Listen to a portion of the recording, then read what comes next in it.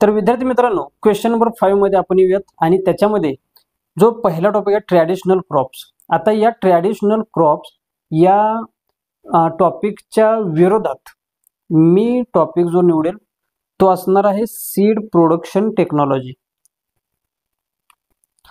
पहिल्याच्या विरोधात seed production technology हा टॉपिक मी घेतोय, कारण याच्यामधील जे 8 मार्कचा क्वेश्चन आहे त्याच्याबद्दल बोलूयात. आणि याच्यामध्ये कोणता एक सिलेक्ट करायचा ते तुम्ही ठरवा, आणि बाकीचे जे राहिलेले जे मार्क्स आहेत 4 मार्क्स ते ऑब्जेक्टिव्ह त्याचप्रमाणे शॉर्ट आन्सरसाठी जाते.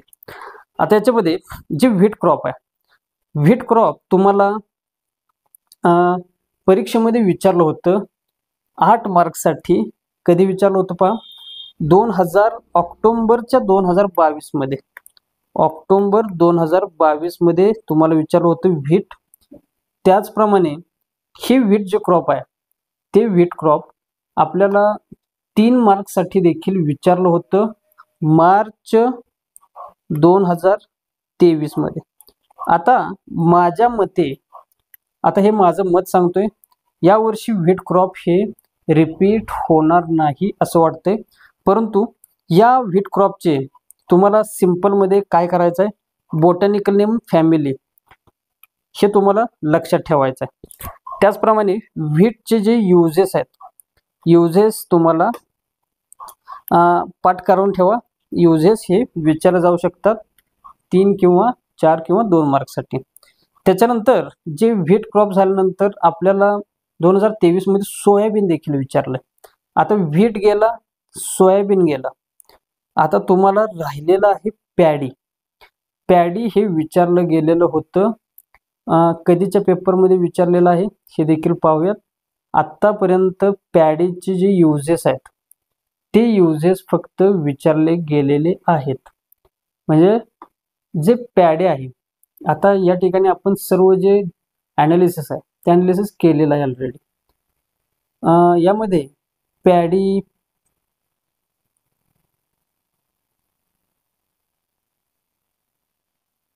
युजेस ऑफ पॅडी 2022 मध्ये 3 मार्क्सला विचारलेत, परंतु 8 मार्क्ससाठी यामध्ये कधीच विचारले गेलेले आत्तापर्यंत तर नाहीत.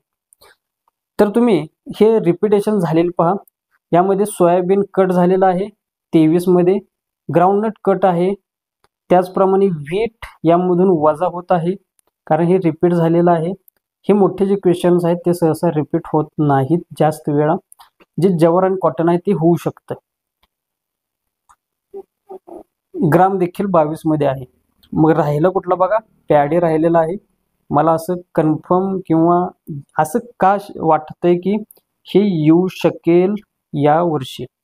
त्याच्यानंतर याच्या विरोधात मध्ये मी जो टॉपिक घेतोय तो टॉपिक घेतोय सीड प्रोडक्शन टेक्नॉलॉजी, की ज्याच्या व्हाईस वर्सा हा क्वेश्चन विचारला जाणार आहे.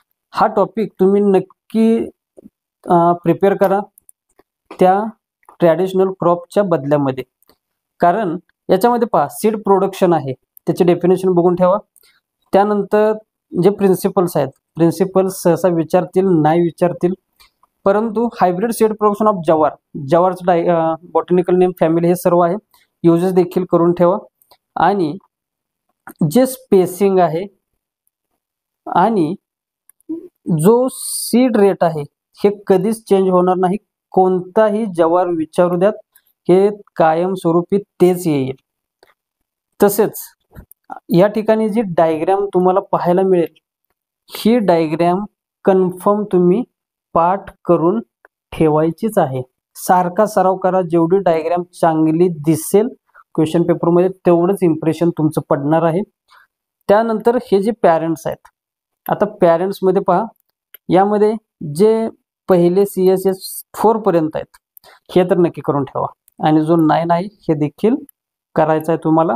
म्हणजेच तुमचे जे फिमेल पॅरेंट जे आहेत आणि मेल पॅरेंट जे आहेत यांना 1-1 मार्क्स आहे. 2 मार्क्स या ठिकाणी कन्फर्म झाले, आणि रोगिंगवरती शॉर्ट नोट आली तर येऊ शकते.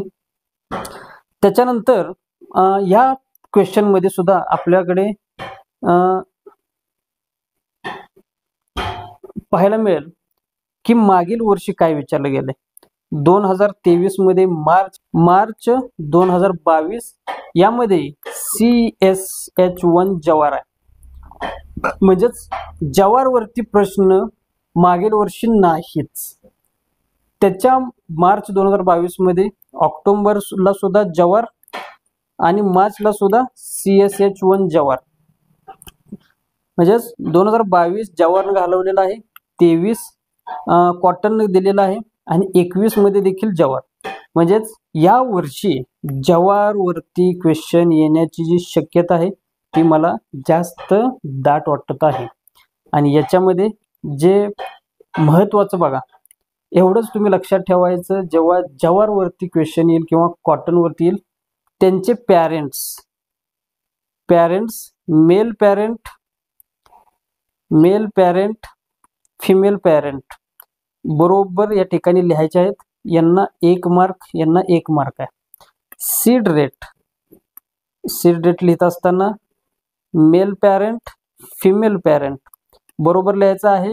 किती kg आहे पर हेक्टर हे युनिट दोन्हीला सुद्धा बरोबर द्यायचं आहे. या दोघांना 1 मार्क, 4 शब्दांना 4 मार्क्स या ठिकाणी तुम्हाला मिळून जातील. तसेच जेव्हा जवारवरती क्वेश्चन्स येऊ शकतो त्यावेळेला लेआउट विचारले जाईल. लेआउटसाठी आहेत 2 मार्क्स. याला डायग्राम विथ त्यांचे लेबल केलेले असलं पाहिजे. आणि आयसोलेशन डिस्टन्स देखील तुम्हाला लिहिणं गरजेचं आहे. आयसोलेशन डिस्टन्स त्याच्यामध्ये same variety, other variety, weed plant यांची जी आयसोलेशन डिस्टन्स आहे ते तुम्ही पाठ करून ठेवा.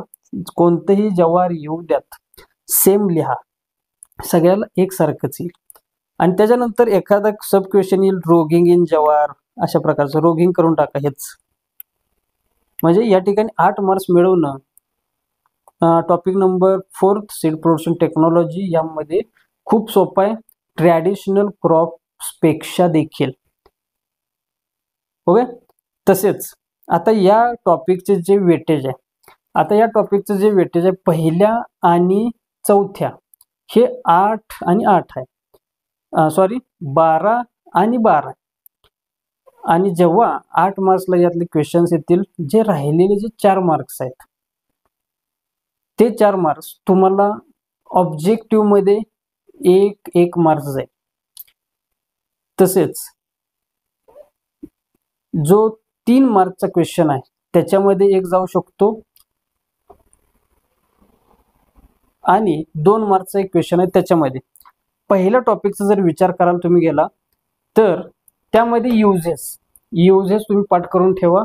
मागील वर्षी तुम्हाला जे युजेस आहेत किंवा जे कल्टिवेशन आहे, एकाच टॉपिकमध्ये 2 कल्टिवेशन विचारल्याची शक्यता आहे ट्रॅडिशनलमध्ये.